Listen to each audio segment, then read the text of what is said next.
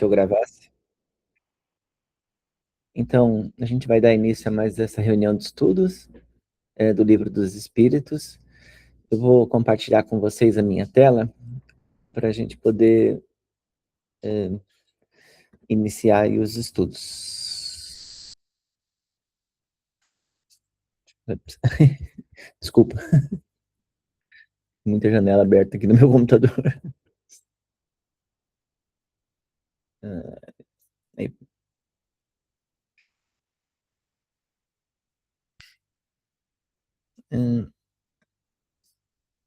Vocês estão vendo a minha tela? Sim, sim. Bom, então a gente vai começar esse estudo com o item 6 do capítulo 11, que é sobre a lei de adoração.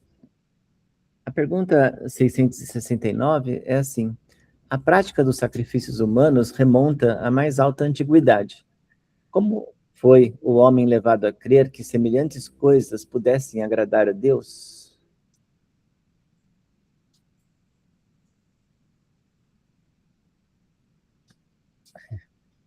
Bom, essa é uma pergunta bem, assim, direta, né, que o Kardec faz aos espíritos. E é curioso, né, essa ideia de sacrificar uma pessoa para fazer Deus feliz, né? Mas talvez fosse interessante a gente comentar, né, o que cada um acha dessa ideia desse tipo de sacrifício.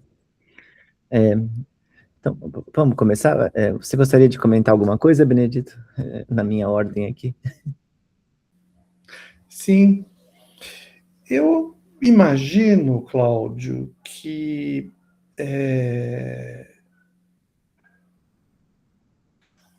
eu acho que não sei se eu entendi bem a questão aí, mas me parece que a questão é sobre o autossacrifício, não é? O sacrifício que a pessoa faz a si mesmo, não é? Não, não. É o sacrifício realmente de uma pessoa, né? Para Deus. A prática dos sacrifícios humanos. Humanos, isso. Não é o autossacrifício, é o Não, sacrifício de não é alguém. esse. Nossa, aí fica mais complicado ainda, né? Porque se fosse o autossacrifício, eu até imaginaria assim, que alguém cometeu um erro, daí fica, puxa vida, que bobagem que eu fiz, então eu vou me castigar aí para, né, para aliviar minha situação com Deus. Agora, a ideia de sacrificar uma outra pessoa, nossa, Cláudio, aí eu não consigo imaginar um negócio desse, né? Qual seria a lógica de uma pessoa, né?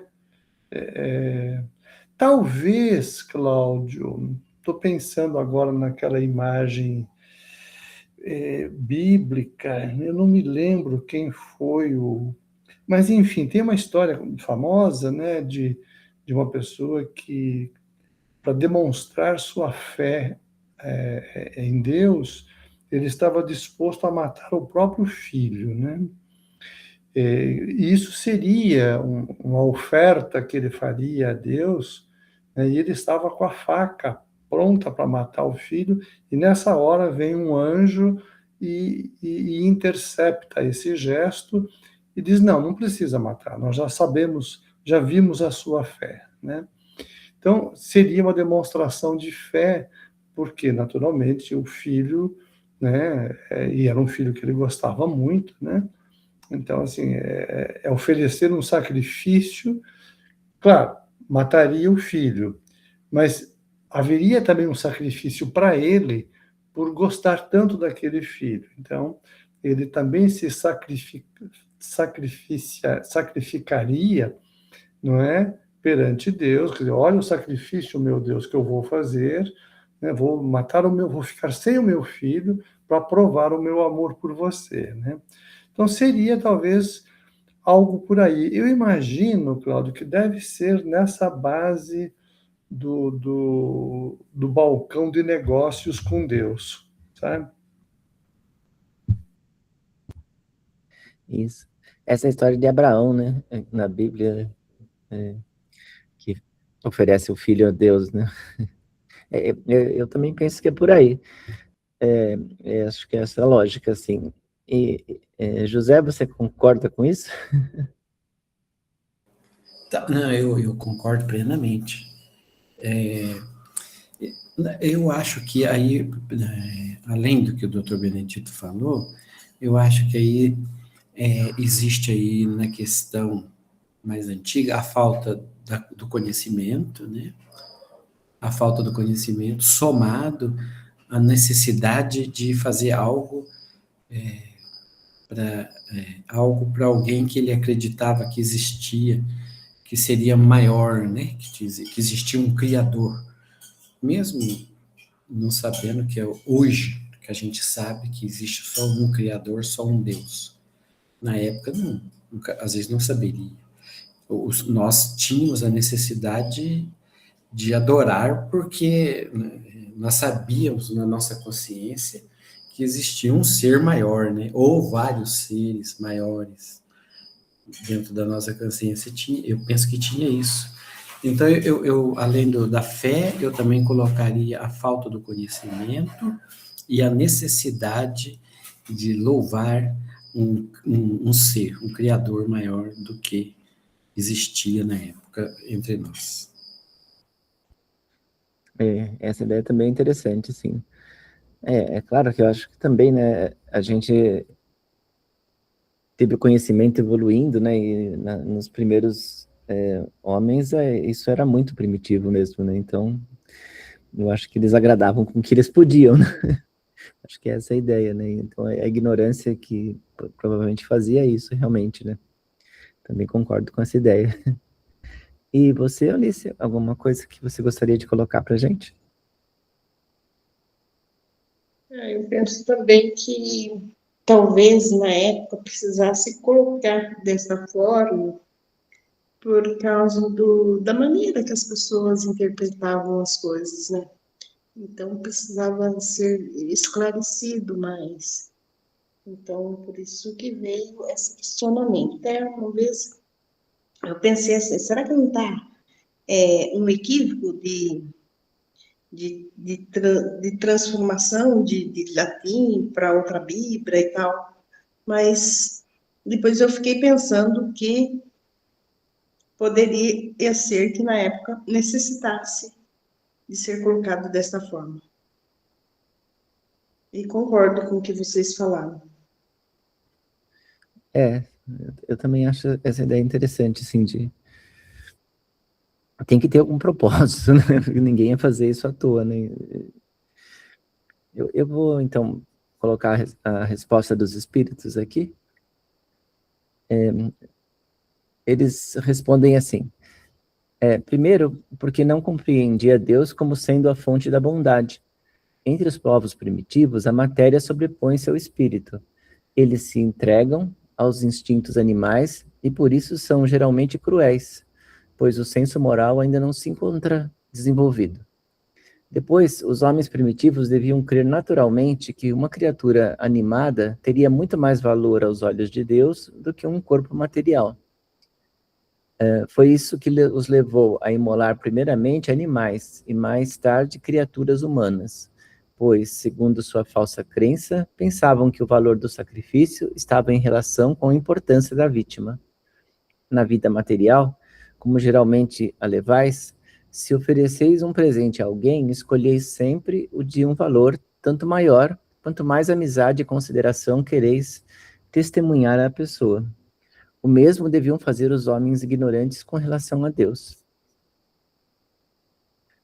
Então, acho que essa resposta é bem o que nós estávamos comentando, né? Assim, eu acho que as pessoas queriam dar a Deus o que elas tinham de mais, o que elas entendiam que era mais valioso, né? Que era as pessoas, né? A vida das pessoas, né? Então, é por isso que eles faziam esses sacrifícios. Tudo bem?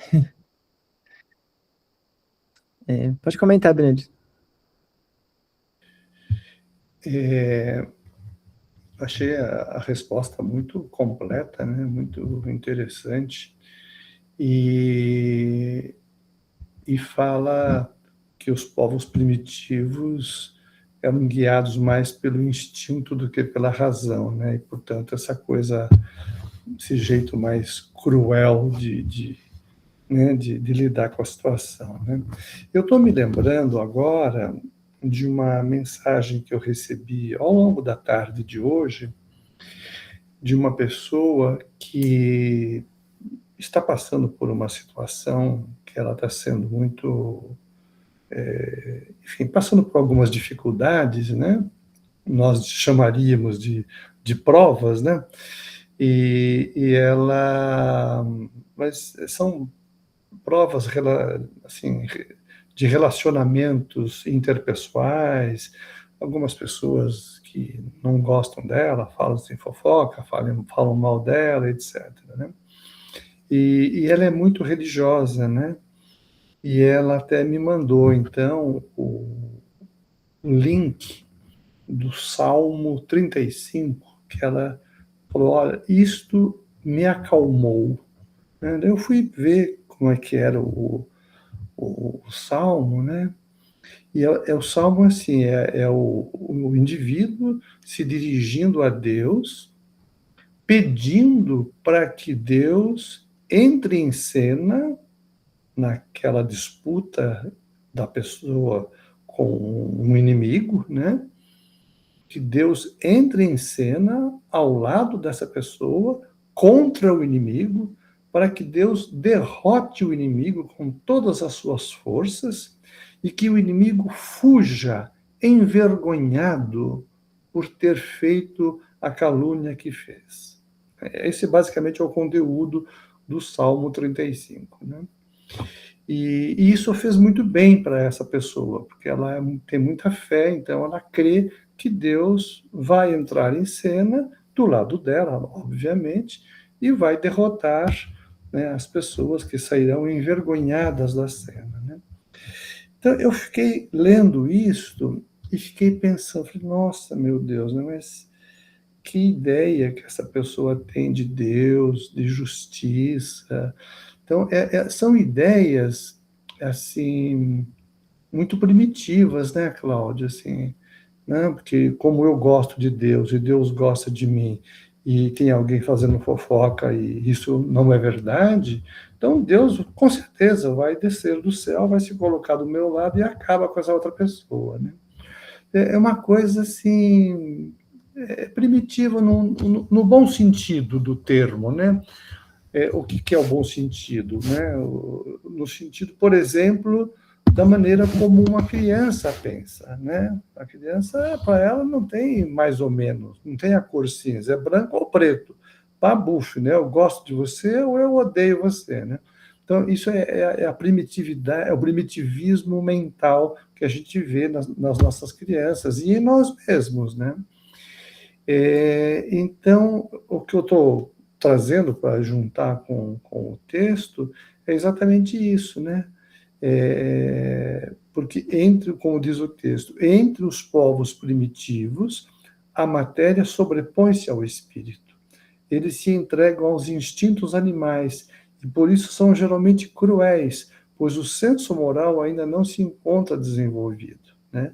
Depois, os homens primitivos deviam crer naturalmente que uma criatura... Aí vai o texto para frente. Mas, enfim, o que eu quero linkar com o texto é esta noção de primitivismo mental, né?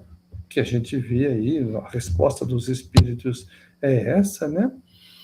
E também a gente vê nos dias de hoje, em nós mesmos, né? Nós também, de vez em quando, somos primitivos, né? De vez em quando a gente vira bicho, né? Como se diz, né? Então, como tudo está ligado com o nível de evolução espiritual. Quer dizer, quanto menos evoluído é uma pessoa, menos evoluída é uma pessoa, mais primitiva ela é, e ela vê o mundo, inclusive a sua relação com Deus, por essa ótica, né? Uma coisa meio né, olho por olho, dente por dente, etc. Né? E à medida que a pessoa vai evoluindo, ela vai ampliando a sua visão e vai considerando outros fatores, né, e que talvez as coisas não sejam tão assim, que Deus não seja um aliado tão, né, assim, que Deus é justo, que ele vai compreender o lado da outra pessoa também, e essa pessoa também terá uma oportunidade de se redimir, enfim, toda a filosofia, né, que o Espiritismo nos traz, né?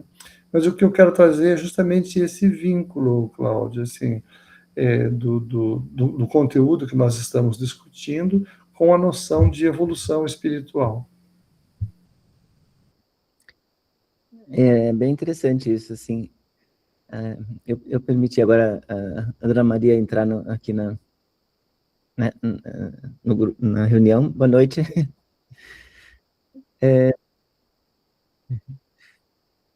Eu vou passar a palavra para o José, então. Pode falar, José. Não, é rapidinho, eu só queria agradecer o doutor Benedito por esse exemplo que ele trouxe da atualidade, né, comparando a essa pergunta. Eu gostei muito. Quero agradecer. A gente fala, assim, dos seres primitivos, né, que nem a resposta aqui dos espíritos, né, mas eu acho que, como essa fala do Benedito é interessante, porque a gente também não é tão evoluído assim, né? Porque, assim, a gente pode não sacrificar pessoas, né, mas a gente vê que tem muitos grupos que vão e destroem igrejas de outras crenças, porque eles acham que eles estão fazendo um favor a Deus, indo lá e destruindo uma igreja de uma outra crença, porque não é a crença deles. Então, isso é um sacrifício também, né? Assim, que eles acham que estão fazendo justiça e estão deixando Deus feliz, né? Eu acho que isso é uma falta de senso moral também, né? E o Velho Testamento está cheio disso, né? De exemplos assim, né? Eu quero dar as boas-vindas para Zezé. Que bom ver você aqui, Zezé. É uma alegria ter você aqui conosco nesse estudo. Muito obrigado, viu? Boa noite a todos, desculpa o atraso. Eu que agradeço. Boa noite. A gente está falando... Começou agora também, não está muito atrasado, não. A gente está na primeira pergunta ainda, falando sobre os sacrifícios, né? Os espíritos perguntaram por que se fazia sacrifício antigamente, e os espíritos falam que é porque as pessoas eram atrasadas e não tinham noção de moral e nem de justiça direito, então elas achavam que estava agradando a Deus, né? Não é que elas faziam assim por mal, né? Elas achavam que estava fazendo bem, né? Deixando Deus feliz, né? Mas realmente era uma falta de conhecimento, né? Pelo que diziam os espíritos. Eu vou ler a pergunta seguinte para a gente poder andar um pouquinho.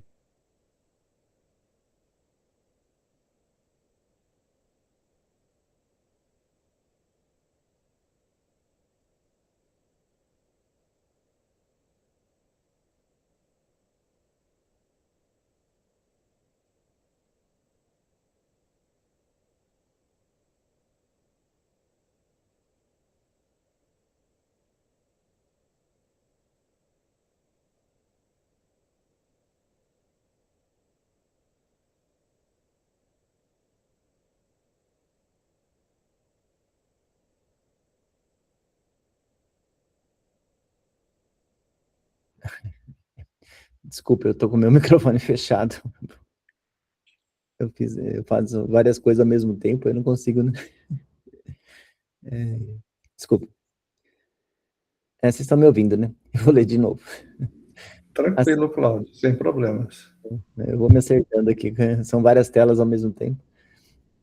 A pergunta 669A é assim: assim, os sacrifícios de animais teriam precedido os humanos? Os espíritos falam que não há dúvida quanto a isso, né? Que eles já tinham respondido, inclusive.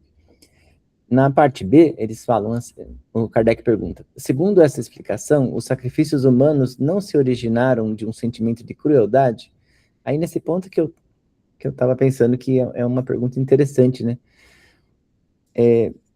Assim, a mim não me parece que era um ato de crueldade, né? E aí eu vou deixar vocês contarem para mim o que vocês acham também sobre isso, né? Vamos começar por uma outra ordem agora. Eunice, o que você acha dessa ideia? Assim, será que é por crueldade que nem que as pessoas faziam isso?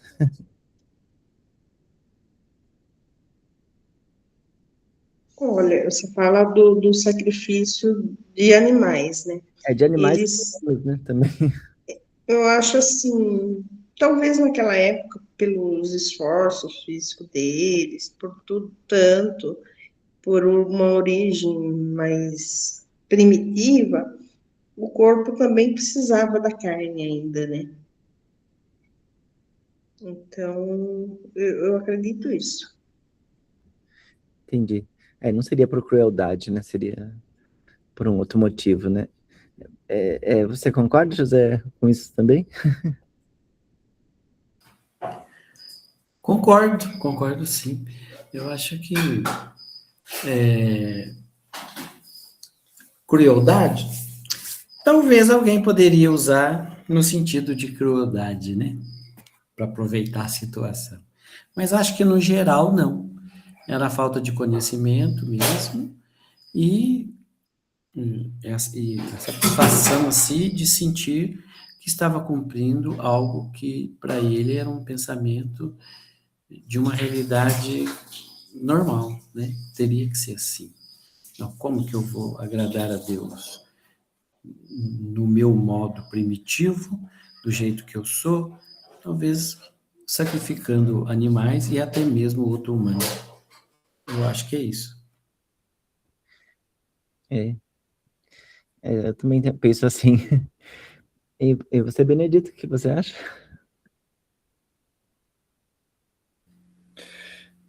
Primeiro, eu queria entender um pouco melhor a resposta da Eunice. Eu tive a impressão que a Eunice falou do sacrifício de animais para que se tornem alimentos. É isso, Eunice, que nós precisamos comer carne? Eu tive a impressão que sua resposta foi um pouco nesse sentido, mas eu não sei se eu entendi direito o que você falou. Você podia explicar um pouco melhor? Sim, existem desertos, né? O povo andava para o deserto, não achava o que comer. Então, o que você achava um animal, eles iam se alimentar de animal, né? Era a necessidade. Então, eu vejo dessa forma. Mas é Entendi. lógico, como o José falou, sempre tem aqueles que fazem por maldade também. Uhum, entendi. É, depois a gente vai ver a resposta dos espíritos, né? Que eu não sei qual é. Eu entro para esse estudo aqui sem ler, né? Eu vou lendo aqui à medida que a gente vai caminhando juntos, né? Para a gente ter mais liberdade de pensar e falar, se a gente estudar antes, daí a gente já fica mais direcionado, né? Então, eu não sei qual é a resposta que o Cláudio vai nos apresentar, mas eu estou com a impressão de que isso está ligado com a pergunta anterior, né? Tanto que é 669A e B, desdobrou a pergunta anterior em duas, né? E na anterior, estava falando dos sacrifícios humanos, né? No caso dos sacrifícios humanos, não é para comer carne humana, né? Embora isso também exista, mas eu acho que o caso aqui é um pouco diferente, né? E no sacrifício dos animais, eu também estou achando que são aqueles rituais antigos onde as pessoas ofereciam, né, um cordeiro para Deus, para Jesus, né?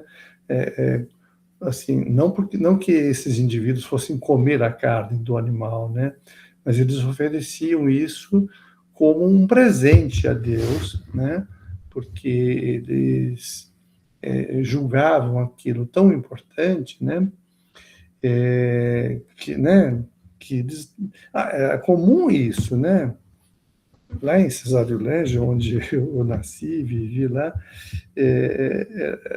era comum esse tipo de coisa, né? Teve até um episódio muito meio grotesco assim, que foi o seguinte: tinha um aluno da zona rural, era um vizinho nosso. Eu também, né, vivia num sítio, né? E, e esse aluno, ele estava muito mal no final do ano, ele estava para ser reprovado, né? E aí os pais dele quiseram fazer um agrado para a professora, e a professora passava pela estrada, assim, porque ia de uma cidade a outra, ela morava em outra cidade e vinha para Cesário Lange, né? E aí os pais fizeram um presente para a professora, um agrado, para ver se ela poderia facilitar um pouco a vida do aluno e aprová-lo, né? E deram para a professora uma leitoa morta, né? Então, para eles ali, moradores do sítio, e que cultivavam os animais para comer, etc., né, eles ofereceram a leitoa para a professora como uma maneira de corrupção, evidentemente, né, mas eles deram assim, um presente que, na cabeça deles, era um presente muito valioso, né? E não é que a professora era vegetariana, então foi um desastre esse presente, porque não serviu para nada, né? E ela agradeceu por educação e, né, acabou reprovando o aluno, porque, de fato, ele não estava muito bem das notas, né? Mas, enfim, o que eu estou comentando é que os sacrifícios aí de animais e tal, por isso que eu digo que não é, nesse caso, não é pela crueldade, né? Quer dizer, esse pessoal, né, matou uma leitoa, não porque estavam com raiva da leitoa, né? Matou a leitoa porque aquilo era uma prática dentro da cultura de uma pessoa da zona rural, uma coisa normal. Não havia crueldade. Estou contando isso para relacionar com essa questão. Isso foi crueldade ou não? Então, nesse exemplo, não foi crueldade. Eles fizeram isso oferecendo um presente valioso para a professora. Então, eu acho que nem sempre é por crueldade. Isso que eu quero trazer para vocês. É bem interessante esse exemplo. Eu também penso que é por aí. Zezé, você gostaria de comentar alguma coisa sobre essa ideia de sacrifício ser cruel ou não, né?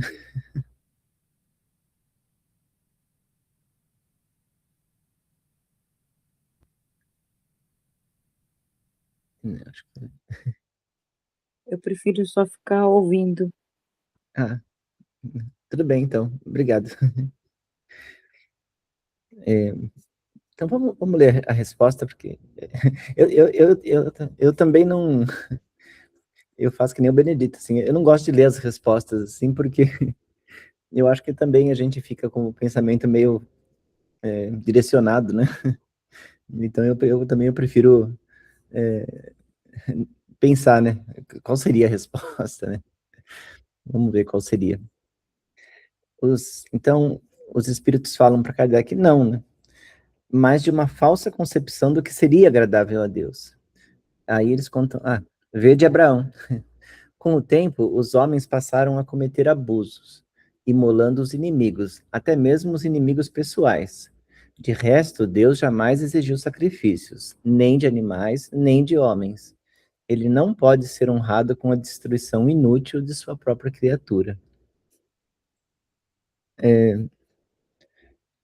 Eu acho que essa ideia realmente ela foi evoluindo nesse sentido, né, de você sacrificar animais, depois sacrificar humanos, aí a coisa começa a degringolar, como diz o outro, né, assim, porque sempre tem gente que vai se aproveitar disso, né.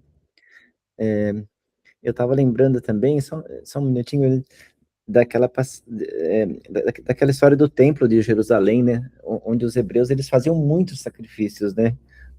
Os relatos dos livros contam que o cheiro era insuportável, assim, de coisa queimando, né, porque as pessoas que eram mais pobres iam lá e pagavam umas moedas para sacrificar algumas aves, algumas coisas assim, quem era mais rico sacrificava carneiro, quem era mais rico sacrificava boi, então aquele ficava um cheiro terrível, assim, mas era um ato de louvor a Deus, né, e não era cruel, né, é um agrado, né. Pois não, Benedito?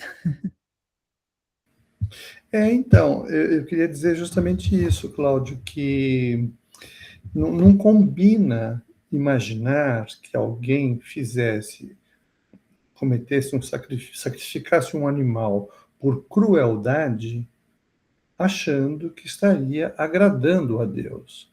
Que quando a pessoa está dominada por esse sentimento de crueldade, eu acho muito difícil que nesse estado de espírito da crueldade ela esteja em condições de agradecer a Deus. O estado de espírito da gratidão é muito diferente, né?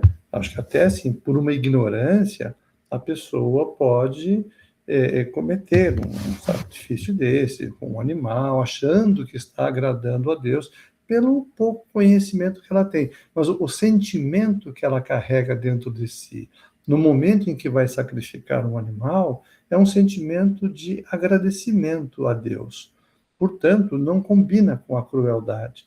Eu acho que quando alguém comete um sacrifício por crueldade, né, ele está muito mais, ele está em outro canal, né? Ele está muito mais ligado num canal da destrutividade, por exemplo, né? E enquanto que uma pessoa ignorante que esteja movida por um sentimento de gratitude, né, ela está num canal de construtividade. Pode estar totalmente enganada, de acordo com, né, o que nós sabemos hoje, que são os regulamentos da lei de Deus, né? Que Deus é bom, que Deus não quer isso, etc, etc. Mas a pessoa, ela estará imbuída de um sentimento de construtividade e não de destrutividade. Eu concordo também. Assim, a intenção sempre, eu acho que era sempre boa, né? Até as pessoas, um ou outro, desvirtuar as coisas, mas em princípio eu acho que era sempre uma boa intenção, né? É querer deixar Deus feliz, né? Com o que a pessoa tem de melhor, né? Como ele falou na questão anterior. Bom, então aí continuando. A 670, o Kardec ele insiste, né, nessas coisas, nas perguntas, né? Para não deixar dúvida, né? Então ele pergunta assim: poderiam os sacrifícios humanos realizados com intenção piedosa ter algumas vezes agradado a Deus? Acho que eu vou ler a resposta porque é mais ou menos o que a gente já falou, né? Ele fala assim: não, né? Jamais. Mas Deus julga a intenção. Os homens, sendo ignorantes, podiam crer que praticavam um ato louvável a imolar um dos seus semelhantes. Nesse caso, Deus atentaria para o pensamento e não para o fato. Os homens, ao progredirem, deviam reconhecer o erro e reprovar esses sacrifícios, que não mais seriam admissíveis para espíritos esclarecidos. E digo esclarecidos, porque os espíritos estavam então envolvidos pelo véu material.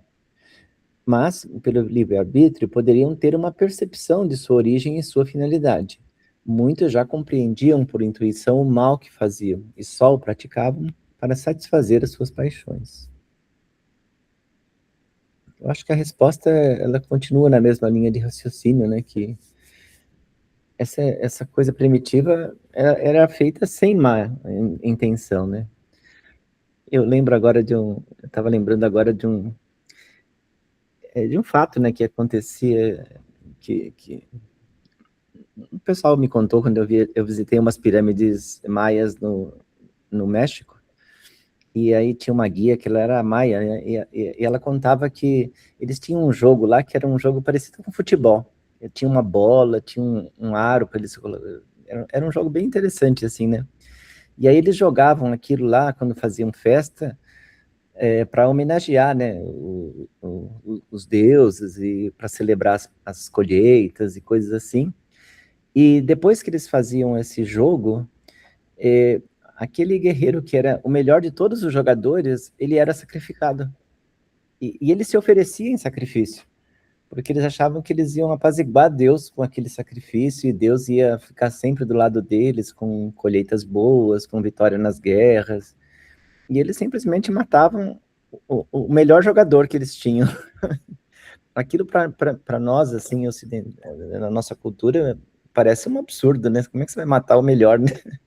Mas para eles devia ser o certo, né? Assim, eles não estavam fazendo nada. Então, assim, É claro que Deus, eu imagino, não ficaria feliz com aquilo, né? Mas daria para entender as circunstâncias, né? É o que eles conseguiam imaginar, né? Eu lembro dessa história até hoje, assim, e hoje ainda fico pensando assim, como será que era aquele momento, né? Assim, imagina a situação, né? Mas é interessante, né? Assim, as culturas diferentes, elas têm umas ideias diferentes, né? Assim, mas faz parte da história deles, né?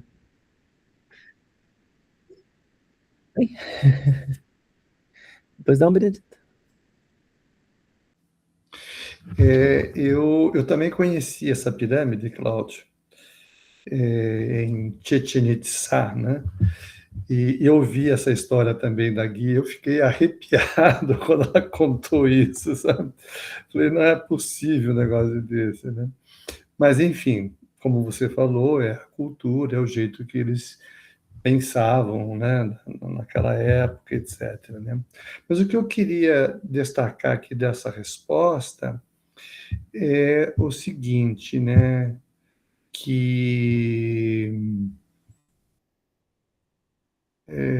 eu vou ler rapidamente aqui, né? Poderiam os sacrifícios humanos realizados com intenção piedosa ter algumas vezes agradado a Deus? Resposta: não, jamais.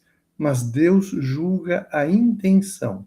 Os homens, sendo ignorantes, podiam crer que praticavam ato louvável ao imolar um dos seus semelhantes. Nesse caso, agora que eu quero destacar aqui, nesse caso, Deus atentaria para o pensamento e não para o fato, né? É importante destacar isso, porque hoje a gente sabe, isso aqui foi do Kardec, lá em 1957, 1857, né?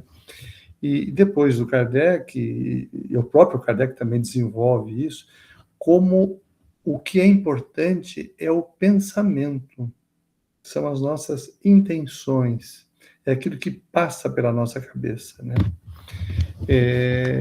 Eu estava vendo esses dias um resumo de um livro do Edgar Armond, acredito que alguns de vocês conheçam. Eu não vou me lembrar agora o título do livro, mas daqui a pouco eu lembro. Mas, enfim, é um... Não, o que eu vou falar vale para vários livros do Edgar, mas o que mais me está na cabeça agora é Os Exilados da Capela, né? Que o Edgar,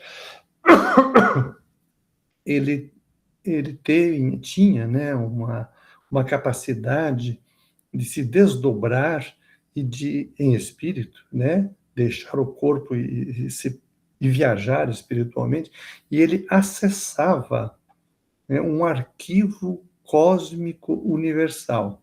E o que é esse arquivo, né? É muito semelhante ao que a gente vê hoje, né, com a tecnologia, a internet, as coisas que estão salvas numa nuvem, né? Que é, inclusive, motivo de desespero dos corruptos quando a Polícia Federal pega o celular do cara, porque eles acessam as informações que estão numa nuvem, né? Eu não sei muito bem onde é que está essa nuvem, mas existe essa nuvem, a gente ouve falar disso, né? E o Edgar Armond e outros autores também falam dessa espécie de nuvem cósmica, uma nuvem do universo, ou seja, tudo o que acontece em todos os seres humanos, todos os projetos, todos os pensamentos que nós temos, eles são gravados nesta nuvem cósmica, né? E que é possível acessar, né? No caso do Edgar Armond, ele, enquanto encarnado, ele teve acesso a isso, né? Como é que chama? Quem que era mesmo o irmão X? Eu não me lembro agora. Quem que era o irmão X, Cláudio? Humberto de Campos. Isso, Humberto de Campos, né? Depois de desencarnado, ele acessou também parte desses arquivos e escreveu livros e mensagens, etc., né? Ele escolheu mais particularmente histórias ao redor de Jesus, naquela época, etc., né? Então, assim, esses arquivos são registros de pensamentos. Então, é muito importante a gente ter, claro, a importância disto, né? Assim, quando a gente pensa alguma coisa, isto já fica gravado nesta nuvem cósmica. Mesmo que a gente depois pense o contrário, se arrependa, tudo bem, não tem, faz parte do exercício humano isso. Mas não tem como apagar, né, Cláudio? Assim, porque a vida é uma coisa contínua. Você falou, está falado. Não tem como você retirar a palavra falada. A palavra escrita ainda dá para apagar. Mas, do mesmo modo, né, um pensamento, você pensou uma bobagem, está pensado. O universo registra aquilo. Né? Depois você pode mudar de ideia e tal, e vai registrar a nova ideia sua, mas a primeira fica registrada. Então, eu estou querendo trazer tudo isso para a gente conversar um pouquinho sobre a importância do pensamento. Nós precisamos ter muito cuidado com o que a gente pensa, porque pensou, registrou, né? Não sei se vocês concordam comigo, gostaria de ouvir a opinião de vocês sobre isso. Sem querer desviar do assunto, Cláudio, mas eu achei oportuna essa questão que Deus atentaria para o pensamento e não para o fato. Eu acho essa ideia bem interessante, assim, porque em muitas partes do livro dos Espíritos, dos outros livros do Kardec, outros livros espíritas, a gente sempre vê esse conceito de pensamento, né? De construção do pensamento, né? Que a gente vai pensar um monte de coisa errada, eu acho, a vida inteira, mas porque a gente tá evoluindo, né? Todo mundo está evoluindo, mas não quer dizer que a gente não fez, né? Ou não pensou errado. Hoje eu posso fazer a coisa certa e pensar corretamente, mas no passado existe, né? Porque o Chico falava muito, né? Que a gente não pode apagar o passado, né? Mas a gente pode fazer um futuro diferente, ele falava, né? Que isso é um conceito interessante, né? Porque um pensamento bom que a gente tenha deixado em qualquer lugar, ele vai estar sempre lá também, né? Eu acho, e isso vai ajudar a gente mais para frente, né? Pelo menos é isso que eu penso. Você gostaria de comentar, vamos dizer, Eunice? Vou passar a palavra para a Eunice para contar para a gente. Então, eu concordo com o que o Dr. Benedito comentou, porque eu penso assim, não é as palavras que estão saindo da boca, mas o sentimento que o coração está vibrando, esse amor que comanda, né? Eu acho que é ele que frui. Então, eu concordo com o que o Dr. Benedito falou, porque o vocabulário que sai da minha boca, ele, lógico, as palavras têm influência, mas o que influi mais é o sentimento de amor, o vibrar do coração, é isso que eu acho que mais comanda. Sim, né? Às vezes a gente fala umas coisas por falar, né? Como diz o outro, mas aquilo veio de dentro da gente, né? Então, as palavras têm esse poder, de verdade. Eu também concordo com isso, né? José, você gostaria de comentar alguma coisa? Não, eu achei muito interessante essa colocação do Dr. Benedito, né? Que mostra como que a ciência está se aproximando da realidade, né, espiritual, né? Nossa questão das nuvens. A gente acha que só isso existe nos aparelhos, mas essa colocação do Dr. Benedito eu achei muito interessante. E o pensamento é algo que nós devemos desenvolver, sim.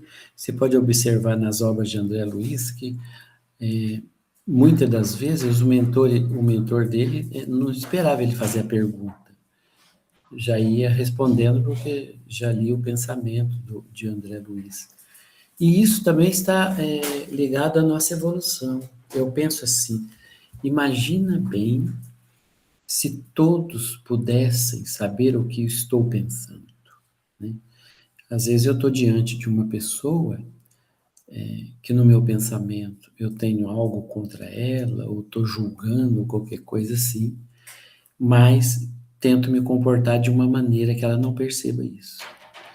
Então, o pensamento com a maneira no qual eu estou agindo, estou me comportando, eu acho que aí também, quando isso se igualar, vai ser a nossa perfeição espiritual. É verdade. Nossa prática foi. O nosso discurso foi a nossa prática, né? Pois não, Benedito? Para concordar com vocês, eu me lembrei daquela frase, né, que a boca fala aquilo que o coração está cheio, né? É exatamente isso que a Eunice trouxe para a gente, né? E esse comentário do José Roberto me fez lembrar de uma comédia que eu assisti uma vez, não vou me lembrar do nome, mas tinha um homem, um personagem, acho que era o personagem principal, ele tinha a capacidade de ler o pensamento das pessoas, né? E claro que ele era então um indivíduo, né, assim, muito diferente da média, né? E aí uma vez ele chega e começa a conversar com a mulher, e a mulher olha para ele e vê que ele é um homem bonito e começa a desejá-lo sexualmente, olhando para ele assim, cobiçando, né? E visualizando a fantasia dela, né? Ela tendo uma relação sexual com aquele homem na cama, que seria muito interessante, e ele acompanhando todo o pensamento dela, né? Daí ele vira e fala, não, minha senhora, pera um pouquinho, eu sou casado, não posso fazer isso, que a senhora está fantasiando. Então, é o que o José falou, né? Imagine assim, se a gente tivesse essa capacidade, né? Haveria de ser muito difícil a nossa convivência no dia a dia, né? Com certeza, né? E uma coisa interessante, né, pensando dentro desse tema que a gente está conversando, é que essa ideia de que o pensamento ele fica gravado, eu imagino assim que, eu nem imagino, né, eu sei disso, porque para mim também era uma coisa muito difícil entender isso, assim, até que a gente realmente desembarcou nesse século XXI agora com esse conceito de nuvem, né? E a gente viu que existe isso, né? A gente consegue guardar tudo dentro de computadores que estão espalhados, né? Imagina Deus, né? Como não consegue, né? Então, assim, mas em 1940 e pouco, quando o Chico começou a psicografar as obras do Humberto de Campos, que ele contava as histórias do André Luiz, com aqueles detalhezinhos, né, que aconteceram há 2.000 anos, 2.500 anos, a gente ficava, isso é muita fantasia, né? Mas hoje a gente vê que não, né? Essas histórias estão escritas realmente em algum lugar, né? E a gente só não tem acesso por causa das nossas limitações, né? E também a gente não tem acesso porque isso ia, acho que, mais atrapalhar a gente do que ajudar, né? Mas elas estão escritas em algum lugar, né? Por isso todos os pensamentos bons e os ruins, eles são interessantes, né? A gente pesar eles, né? E vigiar, né? Claro. Pois não, Benedito? Tem um livro, Cláudio, eu acho que é do André Luiz, eu não vou me lembrar agora, mas vocês, o José, né, vocês talvez possam me ajudar. Que ele descreve a situação de acho que é de uma mulher que vai visitar uma fazenda de escravos, que quando isso aconteceu, a escravidão já tinha sido encerrada, né? Mas a mulher entra na casa, né, onde viviam os escravos, e ela capta, parece que ela consegue ler, né, sentir todas as vibrações que estavam impregnadas nas paredes, no chão, né, no teto, na casa inteira.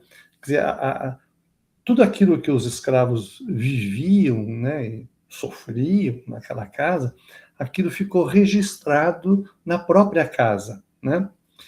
É um pouco diferente do que nós estamos falando. Nós falamos de uma nuvem cósmica universal. E esse livro fala de uma coisa, de uma nuvem que estava impregnada na própria casa, né? Mas é mais ou menos o mesmo assunto, não, Cláudio? Que livro que era esse? Você se lembra?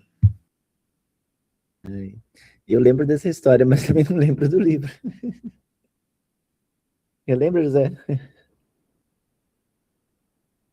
Não, essa história eu não lembro, mas eu lembro de uma história parecida do Humberto de Campos, que o Humberto de Campos, ele vai visitar, acho que Jerusalém, e quando ele chega lá, ele encontra Judas sentado, né, num pilar, alguma coisa assim.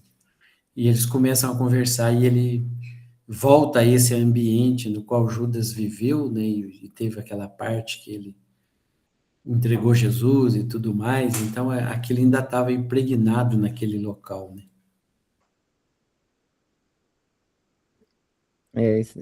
Eu também lembro desse pedaço, assim. E tem um outro livro que eu li também mais recentemente que conta umas coisas assim. Mas eu estava lembrando também, Benedito, que eu não acho que são nuvens diferentes, na verdade, assim. Eu lembro que uma vez eu quase fiquei meio traumatizado, assim, porque, nossa, eu era muito novinho quando eu comecei a fazer curso de médium, né? E aí eles sortearam os temas lá para o pessoal fazer as apresentações. Cada membro fazia apresentação de um tipo de mediunidade, né? E eu caí com psicometria. Nunca tinha ouvido falar de psicometria, né? Aí corri atrás, achei um livro que falava só sobre psicometria, li o livro inteiro, né? Para dar uma aula, né, de 20 minutos. E aquilo lá, eu expliquei tudo que eu li. Eu não sei se vocês sabem o que é psicometria, né? Se todo mundo lembra. Psicometria é aquela mediunidade que o médium, ele entra em contato com um objeto e a partir daquele contato ele é capaz de reviver a história daquele objeto, né? Das pessoas que entraram em contato com o objeto, das situações que o objeto passou, né? A história inteira, né, ele consegue. Esse é o médium de psicometria. E eu ficava, na época, eu ficava pensando isso, falei, mas onde é que ficam essas histórias, né? Porque tem que ter um lugar, né? Hoje em dia eu sei que elas ficam na nuvem, né? Só que não é na nuvem nossa, né? Na nuvem divina, vamos dizer assim, ou na nuvem universal, nessa nuvem universal, que eu acho que é uma nuvem só, né? Não deve ser, deve ter muita nuvem, né? Mas também não sei. Pois não? E é interessante, né, Cláudio, que quem tem essa mediunidade, né, no caso aí que o José está falando, do Humberto de Campos, que acessou essa nuvem lá dos tempos de Jesus, etc., né, é possível não só acessar, né, como interagir com a cena, né? Então, Humberto de Campos conversou com Judas, né? Então, ó, isso é mais difícil de entender ainda, né, Cláudio? Porque uma nuvem, né, que a Polícia Federal vai lá, pega o celular do cara e vai e descobre, pega um diálogo ali, tudo bem, aquele diálogo está salvo, eles reproduzem, né? Mas a gente não pode mexer naquele diálogo, não tem como você entrar naquela conversa, né? Pela psicometria, eu quero até conferir esse aspecto com você, Cláudio. O indivíduo, ele não só acessa, né, mas ele pode também interagir com a cena. Não, não. Até onde eu sei, você só pode acessar, né? Nesse caso do Humberto de Campos, você me corrige se eu estiver errado, mas eu acho que ele está visitando uma área, né, nessa região de Jerusalém, e ele toca em alguma coisa, e ele sente a presença de Judas, né, que está revivendo aquela história, né? Está interagindo com o Judas daquela época, né? Ele está interagindo com o Judas atual, né? Lembrando daquela história. Eu não sei se é mais ou menos, mas pelo menos pelo que eu me lembro de cabeça, era mais ou menos esse caso. Mas que eu me lembro de ter estudado realmente é que você acessa, o médium tem acesso ao fato, né? Isso também a gente vê repetido, né? Assim, quando a gente faz uma regressão de memória, você está fazendo um acesso a essa nuvem, né? Porque você está voltando no passado, você não vai interferir no passado, né? A gente não mexe no passado, mas a gente acessa, né, também, né? É a mesma coisa, né? Eu acho que essas coisas são a mesma coisa. Pois não, Eunice? Então, eu estava pensando agora, eu vi em um lugar que esses microscópio muito avançado, se eu pegar uma folha de uma planta, uma folha de uma árvore, cortar a ponta dela, um pedaço, e pôr nesse microscópio muito avançado, ele parece o sinal da folha da planta inteira. Então, quer dizer que aquilo é parte dela que você está acessando com essa parte dela não está mais ali, mas fazia parte dela, então por isso que o microscópio consegue ter mostrar ali. Então, assim, quando se tira um órgão do corpo, vamos supor, perde um braço, mas sente o braço que não está ali, coçar mais, tudo. Isso é um acesso que tem, né? Que eu acho que é da mesma forma que vocês estão falando, fica gravado, né? E isso por muitos e muitos, não sei se leva de uma vida para outra, mas acredito que sim.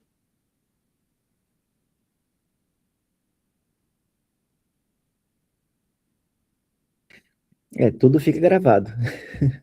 Isso a gente tem certeza, né? Por isso que eu acho que se a gente voltar um pouquinho no texto que a gente estava falando, sempre vale o pensamento, né? Porque é aquilo que vai ficar, né?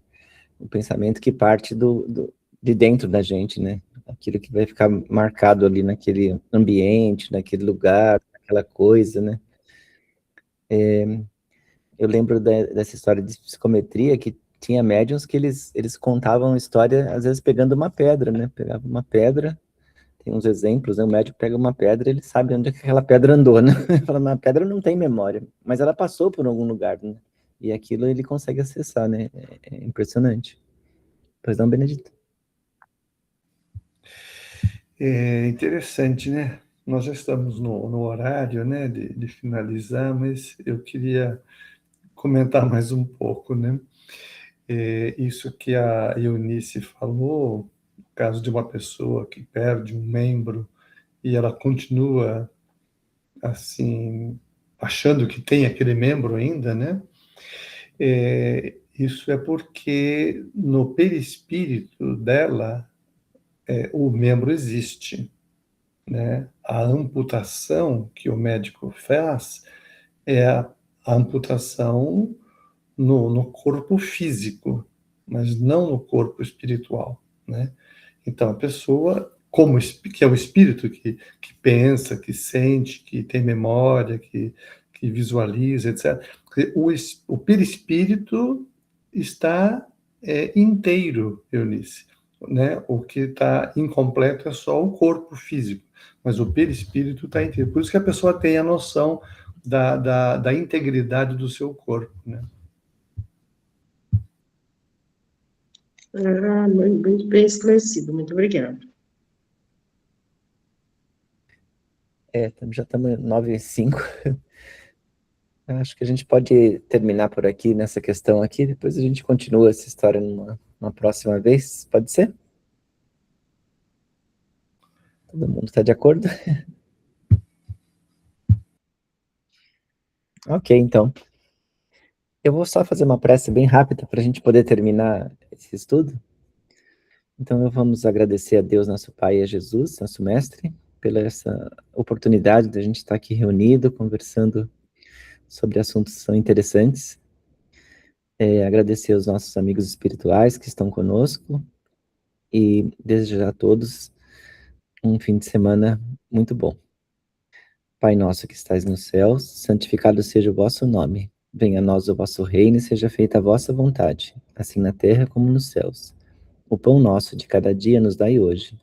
Perdoai as nossas ofensas, assim como nós perdoamos a quem nos tem ofendido. Não nos deixe cair em tentação, mas livra-nos do mal. Que assim seja. Boa noite. Boa noite a todos. Boa Bom noite. final de semana. Abraços. Para vocês também. Boa Tudo noite a bom. todos. Boa noite para vocês, tudo de bom. Gravação aqui.